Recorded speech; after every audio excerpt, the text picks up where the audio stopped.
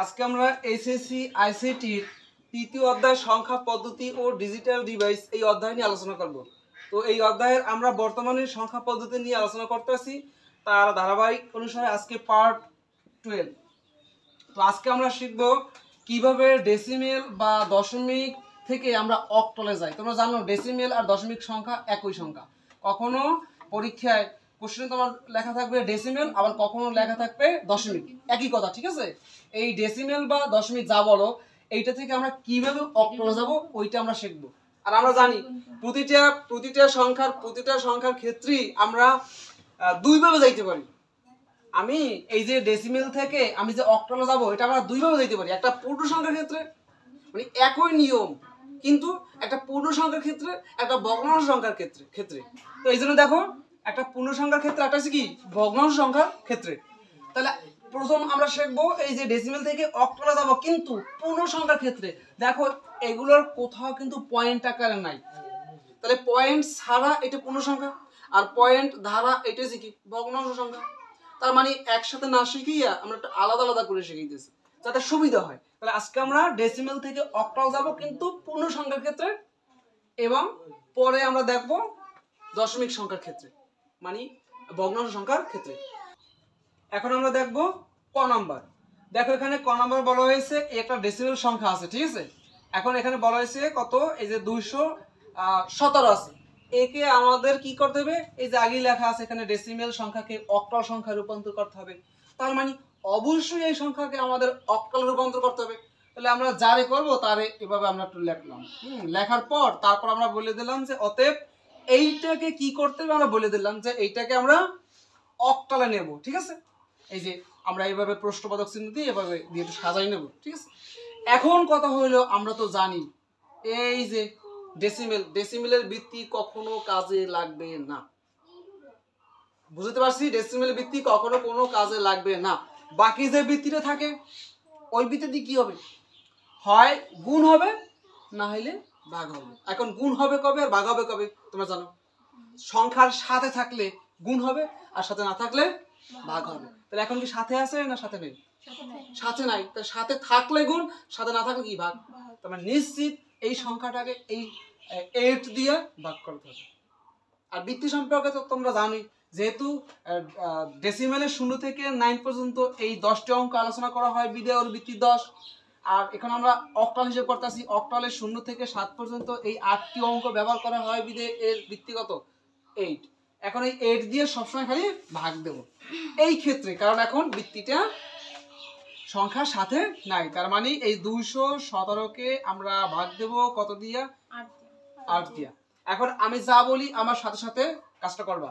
এখন দেখো এইটার নাম কিন্তু এটার নাম কি ভাজক, এইটার নাম কি ভাজক। এগুলো আমরা প্রথম ক্লাসেই আমরা শিখছি। এটার নাম কি, এই 8 এখন কি হিসেবে আছে, ভাজক হিসেবে আছে। আর 217 কি হিসেবে আছে, ভাজ্য হিসেবে আছে, ভাজ্য।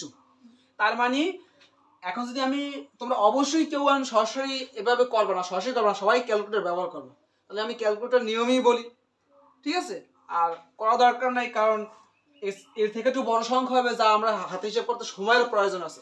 কিন্তু এমনি যখন তোমরা বাসায় বসে হিসাব নিকাশ করবা, যত সম্ভব তোমরা ক্যালকুলেটর ছাড়া করার চেষ্টা করবা, কারণ ভবিষ্যতে তোমার ওইটাই কাজে লাগবে। এখন দেখো আমরা এই যে 217কে আমরা ভাগ দেবো, ভাগের নিয়ম কি, আমরা ভাজ্যকে ভাজক দিয়ে ভাগ দিই, যেটা পাই এটা আমরা বলি ফল, মানে ভাগ ফল। মাঝে মাঝে যে ভাগ শেষে কিছু থাকে, ঠিক আছে? তাহলে এখন দেখো আমরা এইটা যে ভাজক, এই ভাজক দিয়ে ভাজ্যকে ভাগ দেবো। এখন যারে ভাগ করবো তারে আমরা প্রথম ক্যালকুলেটর লিখবো না। এন্ড তুমি যদি 8 লেখো, আবার তুমি যদি বলো যে এই ক্ষেত্রে তো তোমরা বলতে পারো, তোমরা যে এই যে অনেক কোশ্চেন করে আমি ওগুলোই তো বলি যে এখানে বলে বড়টাকে ভাগ দেবো, কিন্তু করতে করতে লাস্টে যাই এখানে কিন্তু ছোটটা সংখ্যা পাবে। এর থেকেও কোনো একটা সময় ছোট সংখ্যা পাবা, কখনো হয়তো বা 1 2 বা 3 4 5 6 7 পর্যন্ত সংখ্যা পাইতে পারো। হেকেলে করে কি, হেকেলে আগে লেখে, তখন আবার এই পেজ দিয়ে লেখে, এই ভাজককে ক্যালকুলেটর লেখে, লেখার পর এরপর ওই পাশেটা লেখে, এরপর বলে কি বড়টারে ভাগ দেবো না। না, কিসের বড়টা, আমরা সবসময় ভাজ্যকে ভাগ দেব ভাজক দিয়া। এর মানে ভাজ্য কি সবসময় বড় হয়নি, যাকে আমরা ভাগ দেবো সে কি সবসময় বড় থাকেনি, সে ছোটও থাকতে পারে বড়ও থাকতে পারে। কথা হলো ভাজ্য কে, সে ছোট হোক আর বড় হোক, আমরা ভাগ দেবো কি দিয়ে? ভাজক দিয়া। তার মানে কখনোই ক্যালকুলেটরে এই পাশের সংখ্যা লিখবা না। বুঝতে পারছি? এখন এইগুলো আছে যে এত সিম্পল জিনিস কেন বুঝেন? কারণ এখানে অনেকেই আছে যে ম্যাথ খুবই ভয় পায়, আর এই সিম্পল জিনিসগুলো জানা না বিধি, আর এরা জানার চেষ্টাও করে না। যাই হোক, তার মানে কি এই যে 8, এই যে 8 বা এখানে মাঝে মাঝে 2 থাকবে বা 16 থাকবে, মানে 16, এইখানে যে সংখ্যা থাকবে এটা সব সময় কি এটা দিয়ে ভাগ দেব। তাহলে ক্যালকুলেটরে এই 8 কখনোই আমরা প্রথম লাগবো না। ক্যালকুলেটরে এই 8 আমরা কি কখনোই প্রথম লাগবো না। আমরা প্রথম লাগবো এই ভিতরে যা থাকবে ওইটা, ভিতরে যা থাকবে ওইটা আমরা প্রথম লাগবো সব সময়। ভিতরে যে থাকবে এটা আমরা প্রথম লাগবো, তারপর ভাগ দেবো, তারপর এইটা। তাহলে আগে 8 এ লেখো, ভাগ 8 দাও, কত হয়? 27.125। তাহলে হয়েছে 27.125। এখন কথা হইলো এই যে আমার ভাগফলটা, এখন তোমরা কবে জানো? এইখানে এই যে দশমিক মানে পয়েন্ট, এই পয়েন্টের আগে যাহা আছে ওইটু আমরা এই জায়গায় লিখবো। আর পয়েন্ট, এখন পয়েন্টটা ধরো এমনটা হইলো যে শুধু 27 আসছে, শুধু 27, তাহলে পয়েন্টটা তো কোনো কিছু নাই, তখন আমরা এটার এবার টান দিয়া আস্তে শূন্যটা বসাই দেবো, কারণ কিছু নেই, ভাগশেষ শূন্য। ক্লিয়ার? সবসময় আমরা এই পাশটায় ভাগশেষ লিখবো। তার মানে এইটা ভাগ দিছি না, এইটা যখন ভাগ দিচ্ছি, এইটা হচ্ছে ভাজ্য, এইটা আমার ভাজক। আর ভাগফলটা আবার ওই ভাজ্য নিচে লিখছি, লেখার পর পরবর্তীতে আবার দেখবো ওই ভাজ্য মানে ভাগফলকে আবার ভাজ্য বানাবো, এটা পরে দেখাইতেছি বাস। কিন্তু যদি এমন হয় যেমন এইখানে 27.125 হয়েছিল না, তাহলে এখন পয়েন্টের আগেতেই লাগবো, আর পয়েন্ট সহকারে যা আছে ওইটা আমরা লিখবো না। ক্লিয়ার? তার মানে পয়েন্ট আকারে যখন কিছু একটা আসছে তখন তো এখানে শূন্য হবে না, শিওর। বুঝতে পারছি? এখন এই যে পয়েন্ট আকার কিছু একটা আছে, কত আছে জানি না, এটা কেমনে বের করবা? এমনি তুমি যদি নর্মালি আমরা যেভাবে ভাগ করি ওইভাবে ভাগ করলে তো তোমরা পারবা, এটা তো লং প্রসেস, দরকার নদী যাওয়ার। তাহলে আমরা কি করবো? এখন এই 27 দিয়া, মানে এই 27-এর সাথে এই পাশে একটা গুণ করবো, তার মানে 27 গুণ এই কত হয়? 216। এইবার মাইনাস আমি যে জায়গায় আছি তার উপরেরটা, দেখবো যে আরো 2-3টা ধাপও আমরা হিসাব করবো, তখন কিন্তু আবার এটা আনবো না, তখন যেটা হিসাব করি তার উপরেরটা। তো আশা করি বুঝতে পারছো। এখন আমরা এইটা নিয়ে হিসাব করতেছি না, এই জায়গায় আছে না, এর উপরে কত? 217। এই 217 তুমি বিয়োগ দাও, কত হয়? -1। এখন এই মাইনাসটা কিভাবে আসলো? এখন বিয়োগের নিয়ম হচ্ছে বড়টা থেকে ছোটটা মাইনাস দেবা, কিন্তু আমরা ছোটটা থেকে বড়টা মাইনাস দিছি, এই জন্য মাইনাস আসছে। বুঝতে পারছি? তবে এখন তাহলে আমাদের বড়টা থেকে ছোটটা মাইনাস দিতে হলে ক্যালকুলেটর কাটা লাগে না, হেলে আমরা ওই আনসার থাকা অবস্থায় হিসেব করতে পারি না, আমরা সবাই স্বাভাবিক ক্যালকুলেটর যেগুলো আছে এগুলো ব্যবহার করি। তাহলে আমাদের কি করতে হয়? ক্যালকুলেটর মানে ওখানে যা আছে ওই যে আনসারটা এটা লিখে রাখা লাগে বা মনে রাখা লাগে, তারপর আবার ওটা কাটা লাগে, তারপর আবার বড়টা লেখা লাগে, এটা ঝামেলা না? সময় বাঁচানোর জন্য আমরা এখানে আসলাম, এই জন্য আবার সময় লাগে, এই জন্য আমরা করি কি, তা আমরা ওই বড়টা থেকে আমরা ছোটটা কি করে দিই? মাইনাস করে দিই। মাইনাস তো করতে পারি না, ক্যালকুলেটর আছে যেটা আছে ওইটা থেকে আমরা হেঁটলে মাইনাস করে উপরটা হেঁটে হয় কি ওই ছোটটা থেকে বড়টা, এই জন্য মাইনাস আসে। এই মাইনাস নিয়ে কোনো ঝামেলা দরকার নেই, আমরা শুধু সংখ্যাটা নেবো, বুঝতে পারছি? শুধু সংখ্যাটা, এই মাইনাস নিয়ে কোনো ঝামেলা নাই। আবার অনেকে মনে করে এই মাইনাস মুখে এই না, এখানে আমার ভাগশেষটা বার করার টেকনিক, যদিও মাইনাস এখানে আসে এটা আমাদের ভুলে আসে, তো মাইনাস না আসার কাজ করতে গেলে হয়তো আমাদের সময় বেশি লাগে। বুঝতে পারছি? এখন বুঝাইতেছি ক্লিয়ার? তা মাইনাস আসুক আর যা আসুক, শুধু সংখ্যাটাই নিয়ে এখানে বসাবো। ক্লিয়ার? এরপর আবার আমরা এখান থেকে হিসাব করি, আবার 8 দিয়ে আমরা ভাগ করব। এখন আমরা 8 দিয়ে যদি ভাগ করি তাহলে কি হয়? আবার ক্যালকুলেটরে লেখো। এবার দেখো আগের ছিল ভাগফল, আগের কি ছিল? আগে এই যে হিসাব করে আগের যে ভাগফল সে এখন ভাজ্য হয়ে গেছে, এটা এখন আমরা ভাগ করতে চাই। বুঝতে পারছি? তাহলে এখন আমি ক্যালকুলেটর লিখবো কি? এই পাশের তা কোনোদিন কিন্তু ক্যালকুলেটর লিখবো না, খবরদার। আমরা লিখবো কত? এই পাশে যা থাকুক, ছোট থাকুক যা থাকুক, 27 দেখো, 27 ভাগে চাপ দাও, দেখছো?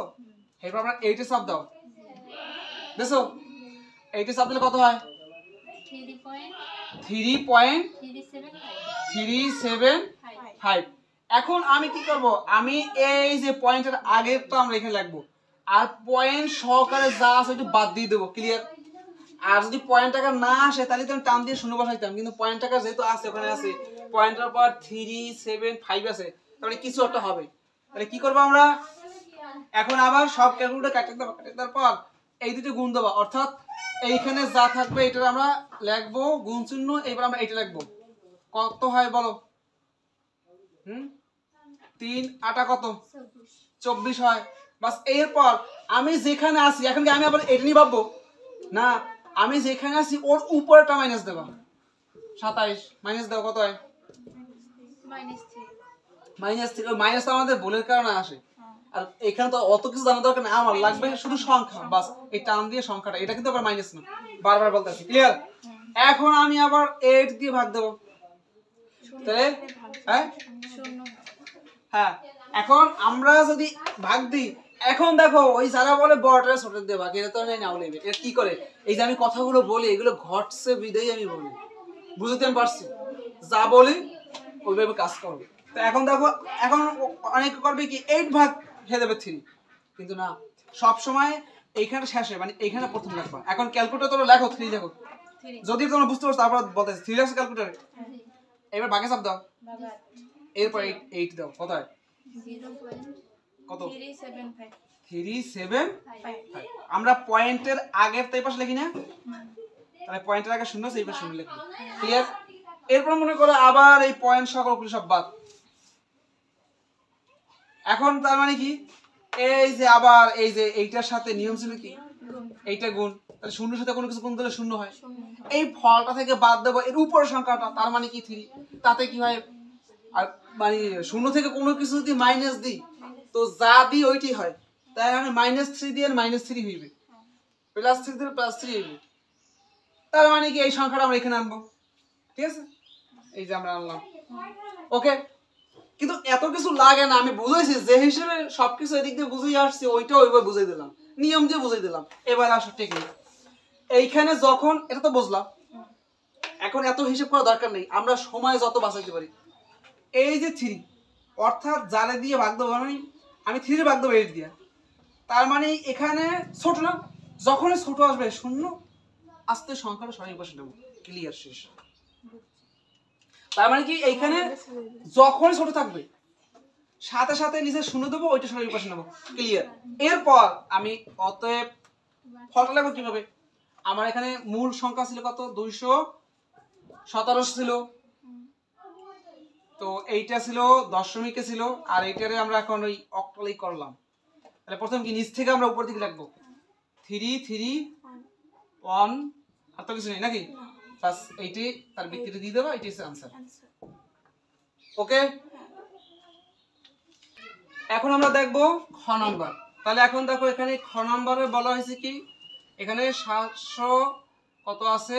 65 আছে। তো এটা তো অবশ্যই ডেসিমেল, এটারে আমরা কি করব, অক্টালে রূপান্তর করব। এই যে আগে বলা আছে অক্টালে রূপান্তর করব, তাহলে আমরা একটু এই করি। ঠিক আছে, যে বুঝাই দিলাম যে এটা অক্টালে রূপান্তর করব বাস সুবিধার জন্য।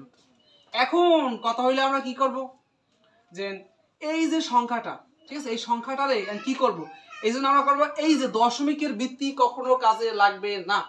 নাম্বার 1 2, অপর যে ভিত্তি আছে ওইটা দিয়ে গুণ দেবো না ভাগ দেবো।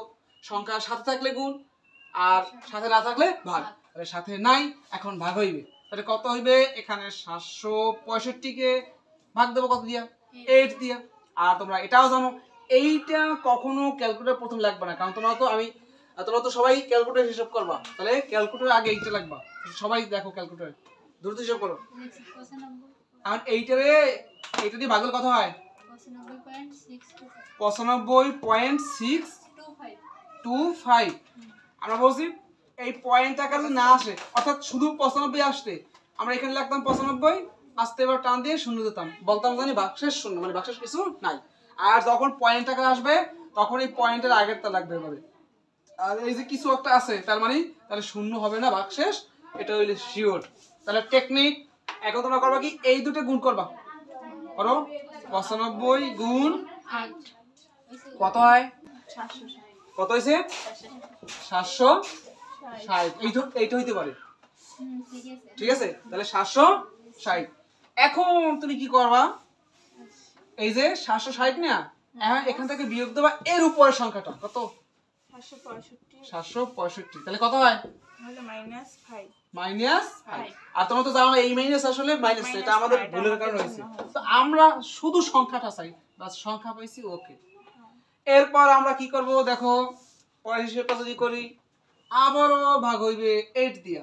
তাহলে ভাগ দাও, ক্যালকুলেটর লেখো কত, 95 ভাগ 8 কত হয়, সমান 11.875। তাহলে পয়েন্টের আগের টাকাই লাগবা, ওকে। পয়েন্ট টাকার কিছু আছে, তার মানে এখানে জিরো হইবে না শিওর। তাহলে ওইটা যে কি হইবে এটা আমরা বাইর করি, তুমি আমি নরমালি ভাগ করে বাইর করতে পারো। তো ক্যালকুলেটর দিয়ে বাইর করার টেকনিক, এই দুটো গুণ করো, তাহলে কত হয়, এটার সাথে এটা গুণ করলে এটা হয় না। এবার মাইনাস এর উপরটা, সবসময় এর উপরটা কত হয়, এখানে কত হইছে, এই দুটো গুণ করার পর এটা হইছে, এটা থেকে এটা বাদ দেওয়ার কত হইছে বলো, -7 হইছে। তাহলে এখন মাইনাস তো বুঝি, এটা ভুলের কারণে আমরা শুধু সংখ্যা রাখবো, সংখ্যা দেব। এই সবাই হিসাব করো, ঠিক আছে। এখন দেখো আমরা এবার 8 দিয়ে ভাগ দেব, কত হয় বলো, 1 পয়েন্ট সামথিং। তো অন দেব, আর এই জায়গায় কিছু হবে। এখন কিভাবে বের করব, আমরা এই যে 1 গুণ এইটা, তাতে ওইটাই হয়, এবার বিয়োগ দেব এর উপরেরটা, ঠিক আছে। তাহলে কত হয়, এই যখন সংখ্যা ছোট এই সময় আউলে কত হয়, কেমন 3 -3। তো মাইনাস না, আমরা শুধু 3 এই জায়গা আনবো, ক্লিয়ার। এরপর টেকনিক 8 দিয়ে ভাগ দেব ছোট, এই নিয়ে 0 ও যা আছে ওর সরি ইকুয়েশন। তার মানে এখন যদি আমরা আনসারটা সাজাইলে কি পারবো না, অবশ্যই আমরা পারবো। তাহলে আমরা লিখবো অতএব 765, এইটা দশমিক ছিল, এইটা যদি আমরা অক্টাল নিই, আমরা নিচ থেকে লিখবো, তাই না, 1375 এর ভিত্তিটা দেবো, আর এটি আনসার, ঠিক আছে। এটি আমাদের আনসার।